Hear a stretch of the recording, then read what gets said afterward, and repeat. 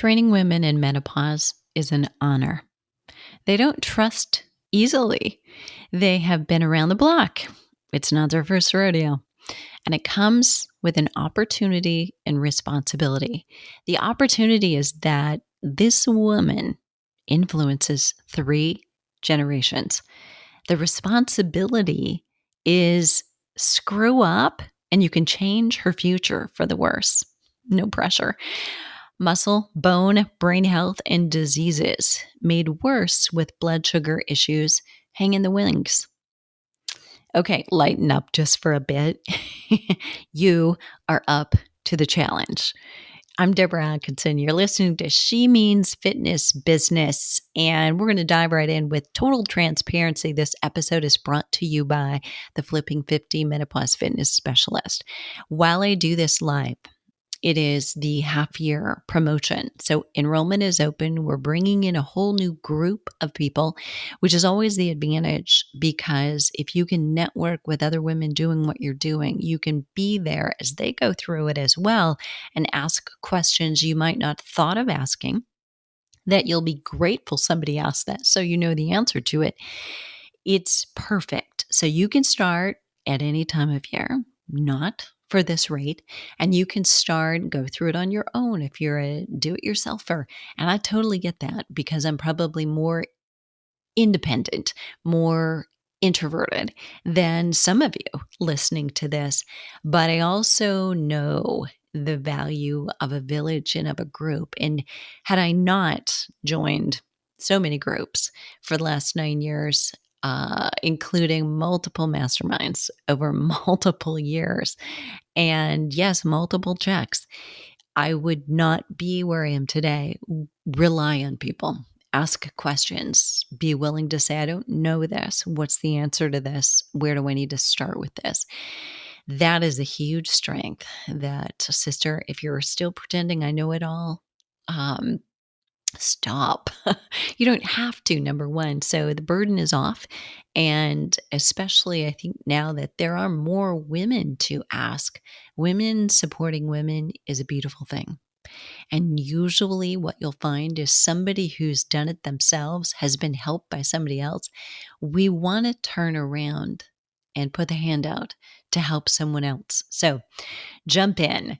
Here we usually share marketing and sales strategies that are easy, enjoyable, even fun, presented in a way that are juicy, that you can wrap your head around. There's integrity in this. It's not sleazy, salesy, or pushy. That is what we're all about. My dual missions have been to give women in midlife better choices and to up-level the fitness industry by keeping you and helping you thrive. Because I believe you, if you're listening, have both the education, the knowledge, or you're getting more of it as we speak, and the heart. And the two together are so very powerful. But we all know, we've seen this happen, that there are also just marketers who know people are just looking for fitness and may not know the difference between the one that's really for them and the one that's just being really marketed to them. So I want to empower you with the skills and the inspiration that you need and want to thrive in your business as well as thrive in your own personal health. So this show is sponsored by the Flipping 50 Menopause Fitness Specialist. And there's more information available to you. And I want you to know, again, you can get in at any time. If right now is not the best time, it's okay. The link will be in the show notes. All right. So we're going to dive into these 5 biggest mistakes in training women in menopause. And I've been talking about them a lot, honestly, to our consumer market, which means I think for all of us, we need to understand our consumers are more knowledgeable than ever. They are going to more easily be drawn to you, somebody who's getting the education about menopause, about hormones, about lab tests, who can help them because they're more educated and they know what they don't know. They know what is possible and they know how to demand someone who does have this knowledge. So, we're going to dive right into these 5 mistakes in training women in menopause. And this is not meant to point a finger at you and say, oh, bad you. This is meant to just say, can I reflect on that? And am I doing that? Was I doing that? Am I changing? And do I sometimes default to still doing that? Because if you're changing something you've done or believed for decades, there is a default for anyone. So number 1 is solely focusing on functional exercise is a problem. And I don't mind, I don't care if functional exercise means to you that, okay, I'm never going to use a machine. I'm never going to do traditional things with 2 arms or 2 legs. It's always going to incorporate balance and a twist and a rotation, and or it's always Pilates for you. Uh, any of that strictly solely is going to be a problem. Corrective and functional exercise is very important. For this particular population, women in midlife or menopause, it's very much needed, but the word functional is very misleading. In midlife, women juggle, or they have a trainer who will for them multiple needs, including metabolism, muscle maintenance, bone density, fat optimization, as well as their mobility and their joint and ligament health based on maybe history of injuries or conditions. A trainer focused only on one or the other, whether it's lifting heavy and power training or it's exclusively corrective exercise at the cost of others, does a woman a disservice.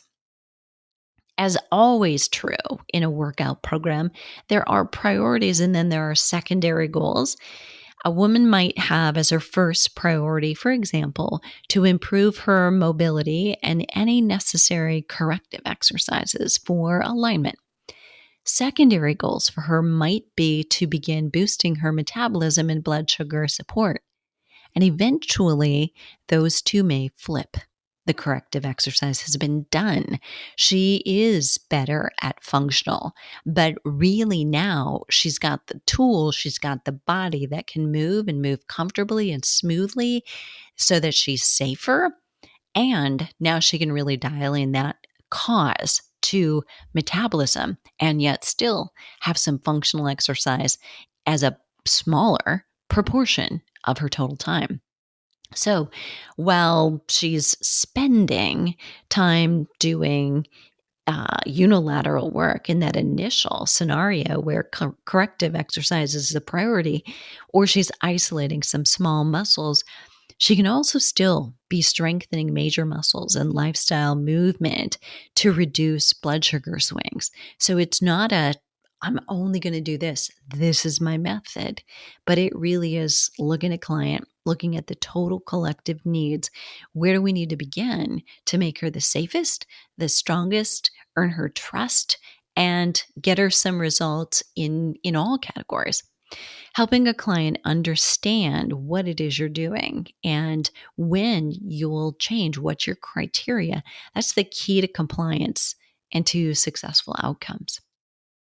Number 2, in terms of 5 biggest mistakes in training women in menopause, is a lack of emphasis on the timing of exercise, specifically the timing of a type of exercise. Training women in menopause, the timing and type of exercise becomes a real priority, whether for helping support blood sugar stabilization or optimizing fat burning or sleep. The influence of hormones on exercise becomes a key to successfully exercising for longevity and results women want today. Late day intense exercise will backfire on more midlife women than it helps. It's no longer a matter of whatever time of day you'll do it is the best time to exercise. Whereas once that was our answer, that was my answer. We know more, we have to do better. Sleep disruption or quality of sleep issues are more likely to occur, and circadian rhythm will be hurt more than helped with high intensity late day exercise. So, number 3, this mistake is failure to identify signs of hormone issues. It's not just going to hit you on the head. So you really got to know what to look for. Knowing that a woman is struggling with hot flashes and night sweats, and that is easily identified with menopause, that's one thing. Okay, I'm not impressed. Identifying that her burning mouth or electric shocks as the same problem. Again, menopause, that's a total other thing. Did you know that? Knowing how to modify exercise and what to ask about her lifestyle habits for her if she's got insomnia is another. Knowing that there are 24 ways that you could begin to support her improving her sleep and doing it sequentially, carefully, in a way she probably would not do and follow through on for herself. Also, a huge game changer. There are 34 identified symptoms of menopause, and not all are easily identified. And in odd combinations, they're even elusive to doctors still today. So it is beyond time that trainers and health coaches who spend so much more time with a client than, say, a doctor, that we know what to ask, that you know how to respond to the answer, and you know what to do with the information that you get collectively when it comes to exercise modifications. Number 4 of the biggest 5 mistakes in training women in menopause is recommended clients have their hormones tested. Now, this one may sound surprising to some of you, but I notice across the board, many trainers are like, here's what you need to do. And they'll point to this and point to this. You've seen the reels, get your hormones tested. But here's the thing, I never suggest right away that a person, a woman or man, gets their hormones tested without discussing what is the benefit of that test result going to be. And that will come from, what are you wanting to do with it? Are you someone who wants to consider hormone replacement? Because otherwise, by the intellect that comes with, say, being a menopause fitness specialist, signs and symptoms will tell us that, yes, it is hormones, right? It is your hormones, and they're probably flatlining. So the only reason to do a lab test really is you're confirming it. Yep, that's what we thought. If they don't want to do hormone replacement. But there is more to it than that. And I'm going to get to that in number 5. So, an educated coach can, within your scope of practice, share information, suggest resources, and connect with her network of functional health coaches or doctors for the appropriate next step. So, one of the things inside the menopause fitness specialist by Flipping 50 that we do is introduce you to expert interviews and a network of, here's how you find and refer clients in your area, in their state. And based on what we know and we've lived through in the pandemic, telemedicine is possible. So there may need to be one live and in-person visit, and from then and there on, telemedicine is possible. So, think about the ease with which we get on planes today. It's like driving across the state. Even it's easier than that, right? People don't really think about, well, I'm going to see this, I'm going to see that, and they're flying here and there. And flying to a city to see a doctor as a part of maybe a long weekend or a vacation is really not out of reach. So recommending that to whoever you might be working with is probably something you want to have in your toolkit. You want to be establishing a network. And years ago, and this is 22 years ago now when I first went through my formal life coach training. We were really striving, each of us, to get a network of 100 experts in different venues. So in this instance, if you got 50 who were doctors, who were agencies, associations, who were nutritionists, who were coach, who were other trainers, that were your go-tos, that were dentists, functional dentists, in fact, that were within your network, so that you come up with a problem, or your client does, and you want to say, oh, let me go to my quote unquote equivalent of a Rolodex. If I just dated myself, I'm so sorry. But you want to be able to go and say, look, I do have a couple of referrals. I'm going to get you started with these. These are people within my network. I know them. I've vetted them. I trust them. A friend of them used them. So this is how you begin establishing. And you then you are the spider in the web. And I mean that in the best possible sense. And that is that you connect people. You just bring them in and say, oh, yes, because the truth is everybody we need to know is within 5 people of us. And we're just learning how to use that network better. None of us, not you, not I, solve all the problems all the time. So it's so wise and good to have a network where this is not a problem I can solve, or this is not an ideal match for me energetically. Maybe this is not a client I would love working with, but I know someone else who may want to consider it and may love working with them. I have referred several clients out this year who fall into that status. Like, this is not something I want to take on. It's not something I do.